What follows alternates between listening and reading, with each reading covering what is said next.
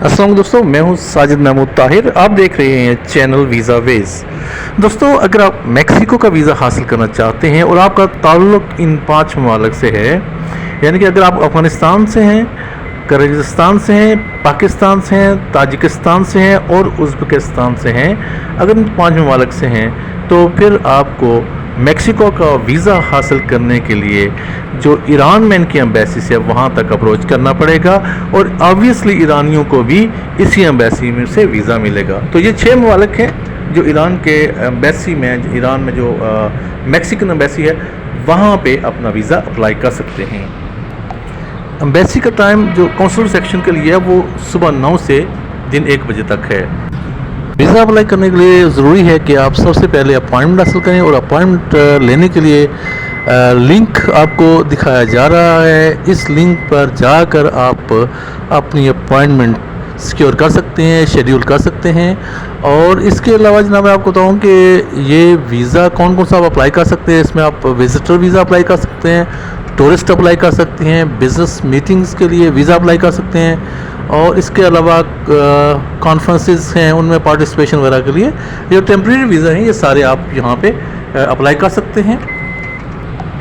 और appointment confirm होने के बाद जो है वो एप्लीकेंट एम्बेसी में अपीयर हो सकता है। अब सवाल ये पैदा होता है कि इसके लिए आपको कौन कौन से डॉक्यूमेंट्स चाहिए। सबसे पहले आपने एप्लीकेशन फॉर्म ऑनलाइन डाउनलोड कर लेना है और उसका लिंक भी यहाँ पे मौजूद है। आपने ये फॉर्म डाउनलोड करना है और उसके अलावा एक रीसेंट फ़ोटोग्राफ वाइट बैकग्राउंड के साथ आपने अटैच करनी है।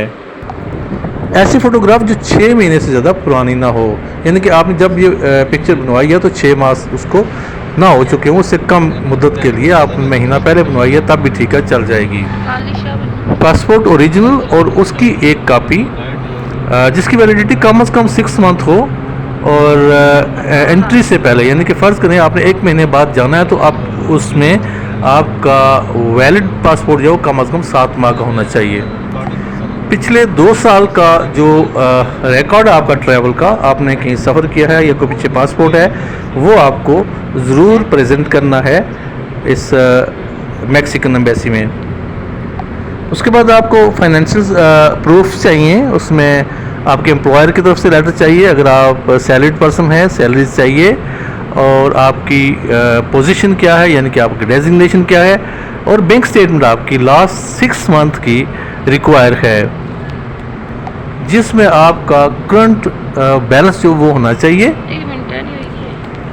और अगर आप किसी ऐसे मुल्क से जहाँ पे सोशल सिक्योरिटी रिकॉर्ड अगर आपका है तो वो भी आप दे सकते हैं। और इसके अलावा डिपेंडेंट्स जो हैं आपके और उनका आपके साथ रिलेशन क्या है, फ़र्ज़ करें पाकिस्तान से तो FRC आपको साथ लगेगा, और अगर कोई मैक्सिकन नेशनल है तो उस हवाले से जो डॉक्यूमेंट है वो आपको देने पड़ेंगे। और प्रॉपर्टी अगर आपके पास कोई अपने नाम पे है तो वो भी आप दे सकते हैं।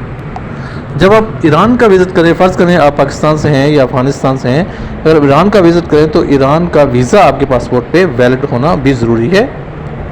और आपने ट्रैवल आइटिनरी यानी कि आपने राउंड ट्रिप टिकट जो है वो उसकी आपने कापी लगानी है या फिर आपने उसकी टिकट की बुकिंग लगा देनी है।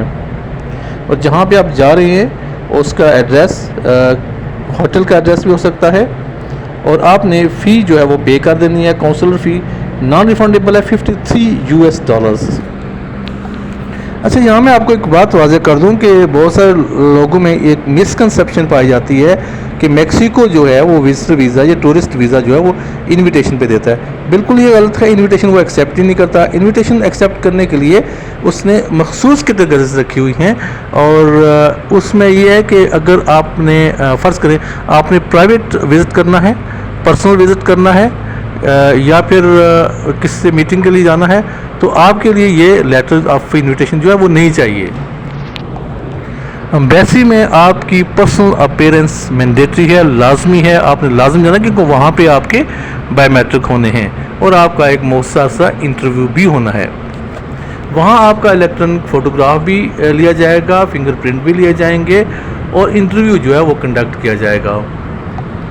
اور اس کے علاوہ یہ ہے کہ اگر آپ کے ڈاکومنٹ جو ہیں وہ کسی اور زبان انگلش کے علاوہ کسی زبان میں ہے تو پھر آپ کو وہ ڈاکومنٹیشن جو ہے وہ انگلش یا اسپینش لینگویج میں ٹرانسلیٹ کرانی ہوگی اور اس کی لیگلائزیشن بھی کرانی ہوگی، سرٹیفکیشن بھی آپ کے کسی ادارے سے ہونی چاہیے۔